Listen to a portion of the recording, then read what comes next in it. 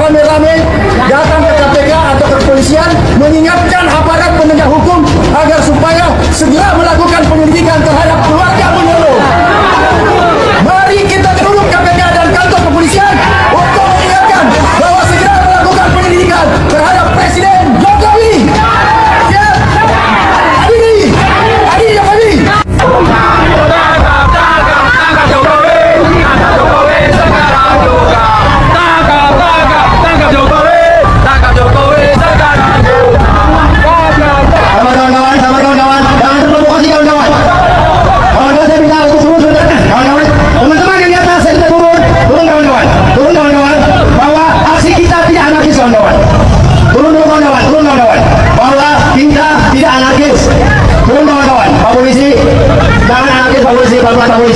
Bahwa kami menyampaikan aspirasi di sini, bukan mau bikin usulan Pak Polisi. Ayo pelan-pelan kawan-kawan. Saya minta sabar kawan-kawan, jangan terprovokasi kawan-kawan, jangan terprovokasi. Mundur kawan-kawan, saya minta mundur di jalan, mundur kawan-kawan, yang di trotoar mundur kawan-kawan. Kita tidak anarkis di sini kawan-kawan, mundur kawan-kawan, rapikan barisan kawan-kawan, mundur. Jangan ada yang di trotoar kawan-kawan, solidkan barisan kita kawan-kawan. Rapikan barisan kita, jangan ada yang di trotoar. Turun ke jalan. Rapikan barisan kita kawan-kawan. Kalau ternyata Bapak Jokowi atau Joko Widodo benar-benar dinyatakan secara jujur, transparan dan bisa dipublikasikan dengan baik, maka kami minta dengan terang, dengan terbuka kepada pihak Fakultas Kehutanan UGM dan pihak Rektorat UGM serta Bapak Joko Widodo untuk bisa menunjukkan ijazah aslinya dengan baik. Agama bergerak ya dalam rangka mereka hari ini adalah pernyataan sikap dan memberikan waktu untuk UGM dan untuk Pak Jokowi menyatakan bahwa tentang keabsahan dari ijazah beliau diberi jangka waktu 1 kali 24 jam sejak diterima surat. Betul ya? Betul. Apabila jangka waktu 1 kali 24 jam baik dari pihak UGM ataupun dari Bapak Jokowi tidak memberikan keterangan tentang keabsahan dari ijazah Pak Jokowi, maka Rela Agama Bergerak akan memberikan mosi tidak percaya. Betul? Betul. Ini semua elemen sudah bergerak, semua sudah bukan menyerang ya, tapi membuka tabir, memaksa kita semua untuk bergerak supaya permasalahan ini cepat selesai, supaya masalah ijazah ini cepat terungkap. Kalau memang ada penjahatnya, betul ya, penjahat atau tokoh di balik kasus ini harus segera diungkap. Kalau itu memang benar, katakan benar. Anggaplah memang dia pemenang. Tapi kalau memang salah, jangan ditutup-tutupi lagi. Karena Indonesia sudah lelah dibikin masalah ini berlarut-larut nggak selesai-selesai. Betul ya? Penelitian dari Pergerakan Indonesia Untuk Semua yang narasinya menyatakan bahwa kenapa pemilih Anies lebih banyak percaya ijazah Jokowi palsu. Tapi yang aneh ya, di dalam kesimpulan itu ditambahin bahwa kepercayaan itu karena pendukung Anies hanya benci kepada Jokowi. Saya jawab nih, yang pertama ya, kenapa pemilih Anies itu lebih banyak percaya bahwa ijazah Jokowi palsu? Karena secara akademis yang pertama nih, nggak mungkin tanggal ijazah dikeluarkannya ijazah itu lebih dulu dari tanggal pengesahan skripsi. Itu udah gak nyambung. Yang kedua ya, yang namanya skripsi baik yang diserahkan kepada universitas, arsip fakultas dan arsip perpustakaan ya pasti harus skripsi yang sudah ditandatangani oleh pembimbing, penguji dan dekan ya. Jadi dua hal itu. Masih ada yang main-main, yang gigit saya sendiri lewat cara saya, bisa lewat KPK. Cek ya, saya pernah menontonnya juga. Tito bilang itu tidak ilmiah, jangan diedarkan. Sekarang KUHP kita campur ulang itu tuh, menghina presiden artinya menghina martabat Jokowi. Nggak ada di dalam teori filsafat hukum itu tubuh privat rakyat terpisah dengan tubuh privat presiden terpisah dengan tubuh privat publik. Jadi kalau dia orang publik, seluruh publik boleh menghina dia, itu konsekuensinya. Lain kalau dia melekat di dalamnya tubuh privat, menghina raja artinya menghina pribadi raja. Itu mungkin abad 7 udah hilang itu dalam percakapan. Bahkan kalau kita belajar teori filsafat hukum itu di abad-abad 13 itu kata konstitusi artinya hak membunuh raja. Jadi bayangkan pada waktu itu bukan sekedar menghina raja, membunuh raja. Karena tadi raja itu pindah ke wilayah publik, maka dia mesti nggak ada baju di dia, mesti dibuka semua bajunya. Karena dia orang publik.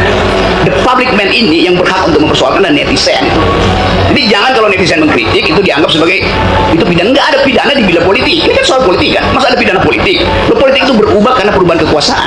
ada balas dendam jadi. Jadi saya mau pastikan bahwa hak berpendapat itu dimaksimalkan dan dijamin maksimal di ruang publik. Nah, kalau seseorang di ruang publik dihina oleh publik, nggak boleh dikriminalkan.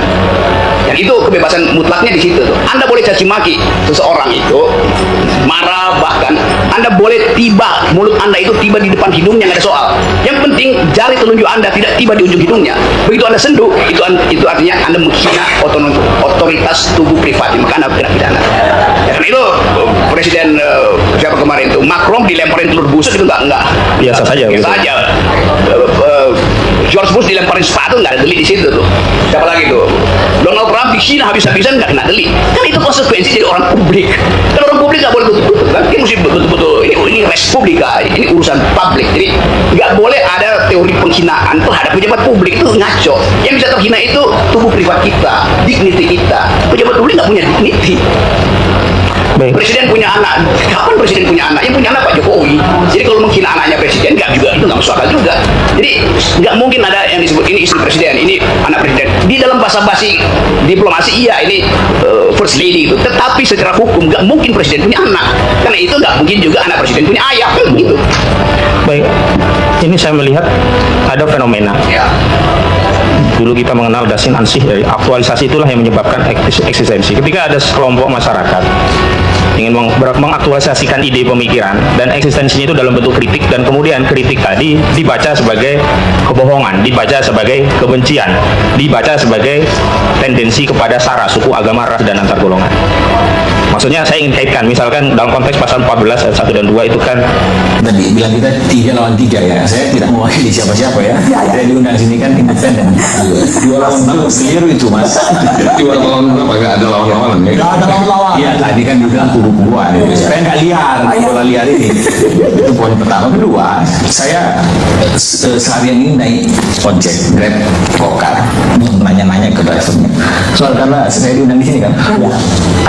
Tahu nggak soal ijazah Jokowi? Tahu. Sekarang lagi sidang, oh iya, lagi sidang sengketa informasi publik. Nah, menurut Bapak, namanya Mas Eka, ada di buktinya. Jokowi akan terbuktikan ijazah Jokowi ini asli atau palsu? Oh iya, akan kelihatan di situ. Saya melihat pertanyaan ini. Apakah ijazah Jokowi asli atau palsu? Di sini ada disinformasi di bawah, ada miskonsepsi soal sidang yang dinonton di TV oleh publik, bahwa seakan-akan sidang sengketa informasi publik ini adalah untuk memutuskan atau menentukan ijazah yang bersangkutan asli atau palsu. Betul? Ya kan? Adik-adik mahasiswa boleh kalau nonton. Nah, terus narasi kita dibawa di situ. Padahal sebetulnya dalam konstruksi hukum atau berpikir bahwa asli atau palsu suatu dokumen atau ijazah, katakanlah kita ketahui kan bersama di pengadilan. Nah itu. Nah proses yang ada sekarang yang saya bilang tadi mengalami disinformasi dan mispersepsi di bawah. Nah itu yang kami lihat. Poin kedua, kenapa jadi begitu? Ya polarisasi yang ada sekarang ini dari pra pemilu, pasca pemilu, never ending, never stop. Kapan berhentinya? Ya kan? Ketiga, selanjutnya apa yang bisa didapatkan dari sengketa informasi publik ini? Ya kan? Adik-adik mahasiswa bertanya kan? Ujungnya apa? Ujungnya sederhana kan Pak Lamsyah mantan komisi. Pasal 46 Undang-Undang 14 2008, putusan sengketa informasi publik ini ada dua. Satu, mengukuhkan badan publik atau tidak kan? Kalau demikian maka hanya dua. Informasi publik yang diminta oleh pemohon informasi publik bisa diberikan seluruhnya atau Jika tidak ada bukti valid, Gibran sudah mengikuti dan lulus ujian tingkat setara SMK, akuntansi, dan keuangan. Pertanyaan selanjutnya, kok bisa syarat konstitusi untuk jadi wakil presiden dipenuhi hanya dengan surat keterangan yang tidak berbasis bukti ujian? Atau rakyat biasa hanya punya surat keterangan belajar bahasa Inggris, lalu berani mengklaim mereka lulus setara SMK? Apakah akan diterima untuk jadi pejabat? Jangankan jadi pejabat, daftar kuliah dan kerja pun ditolak. Dan jangan lupa, siapa Menteri Pendidikan saat surat ini ditandatangani? Muhadjir Effendi, Menteri Setia Jokowi, 8 tahun ikut kabinet, sekarang juga dipelihara Presiden Prabowo. Apakah Muhadjir tahu perbedaan kursus bahasa Inggris dengan ijazah SMK? Atau malah pura-pura tidak tahu? UTS in Search itu apa sih? Itu bukan SMK, itu program foundation dan kursus bahasa Inggris untuk masuk universitas. Durasinya 6-8 bulan. Bukan 3 tahun SMK, SMA, atau paket C. Tapi entah kenapa oleh Kementerian Pendidikan di bawah Muhadjir bisa disulap jadi setara SMK Akuntansi dan Keuangan. Disinilah rakyat patut curiga. Apakah ada kong kali kong politik? Surat keterangan Gibran ini keluar 2019 menjelang pilkada pilpres berikutnya. Seolah-olah Kementerian Pendidikan dipakai untuk menyiapkan jalan politik anak presiden. Dan KPU, Komisi Pemilihan Umum, jangan lupa KPU baru saja membuat aturan konyol. 16 dokumen Capres-Cawapres dikecualikan dari akses publik. Artinya, rakyat gak bisa lihat ijazah asli Gibran. Kenapa harus ditutup-tutupi kalau memang sah jika kita lihat realita? Siswa biasa harus berjuang mengikuti aturan super ketat untuk bisa lulus sekolah. Ambil contoh, sekolah 3 jam. Nah, oke. Halo teman-teman. Salam sejahtera untuk kita semua dan selamat datang kembali di kanal ini. Tempatnya kita bongkar fakta, tempatnya kita bahas kebenaran, dan tempatnya kita soroti apa yang sedang terjadi di negara kita tercinta ini. Teman-teman, lihat apa yang baru saja terjadi, di mana kita melihat rekaman ini, melihat situasi ini, lihat keramaian luar biasa ini di depan kediaman resmi mantan Presiden Joko Widodo. Apa yang kita saksikan ini bukan sekedar keributan biasa, ini bukan sekedar demo biasa. Ini adalah sebuah peristiwa besar yang akan tercetak dalam sejarah bangsa Indonesia. Gelap gulita padat merayap, suara teriakan menggema kemana-mana, dan ada ratusan ribu manusia yang berkumpul, yang datang dari berbagai penjuru daerah, berkumpul jadi satu di depan pagar rumah Jokowi, dan tujuan mereka cuma satu, yaitu mereka datang untuk menjemput paksa Jokowi. Wah teman-teman, betapa dahsyatnya pemandangan ini, betapa kagetnya kita semua melihat apa yang terjadi sekarang. Mari kita bahas tuntas dari awal sampai akhir.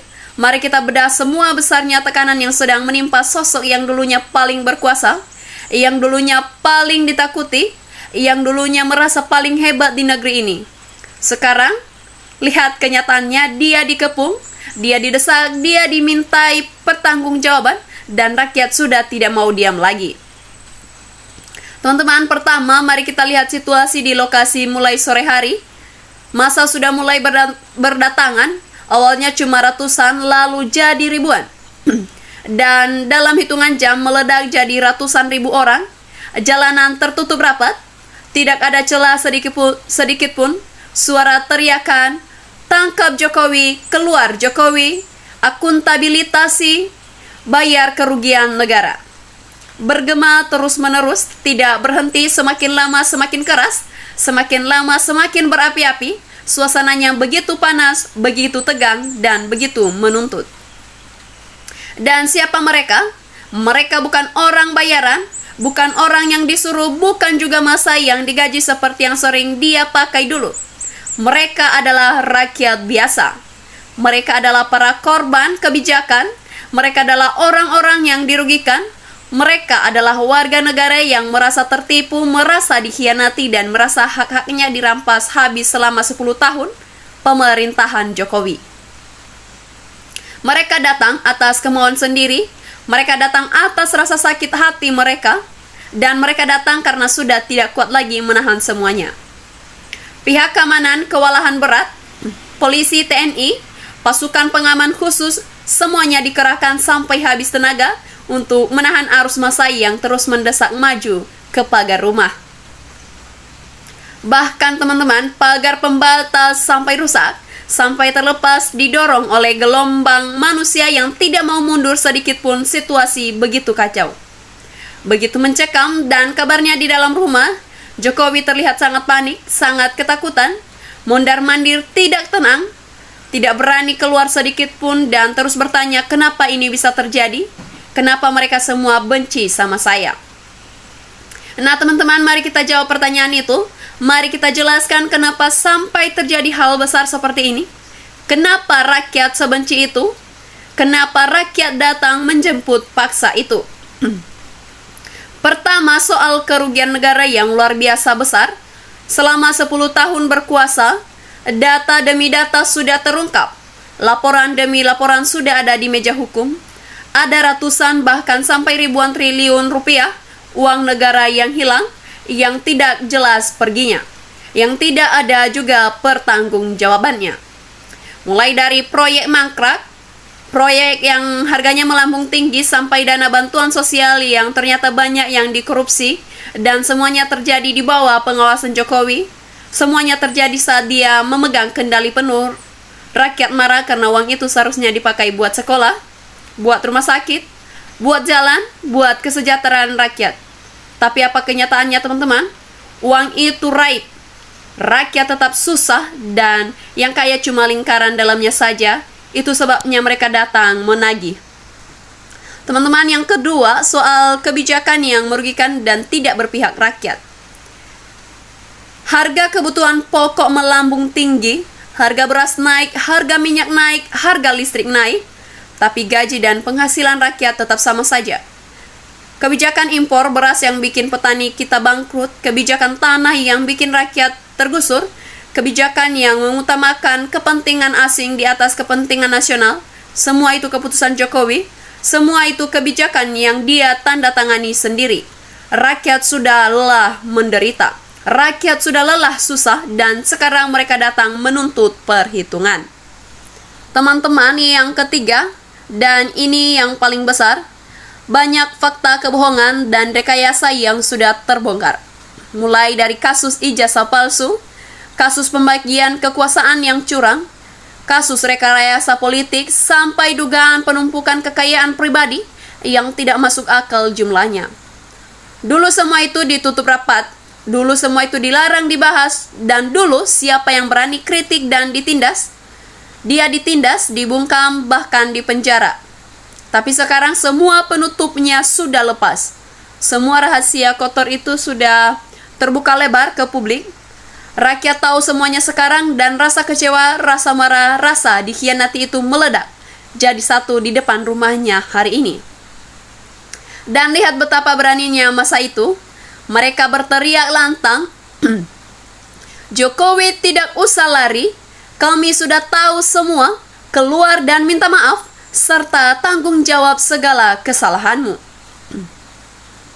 Mereka tidak mau lagi dengar alasan, mereka tidak mau lagi dengar janji manis, mereka cuma mau satu, keadilan dan pertanggungjawaban nyata.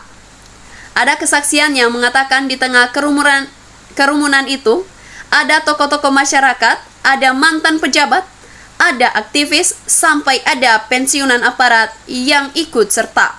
Mereka semua sepakat sudah cukup. Tidak ada lagi kekuasaan yang abadi, dan tidak ada lagi kejahatan yang bisa disembunyikan selamanya.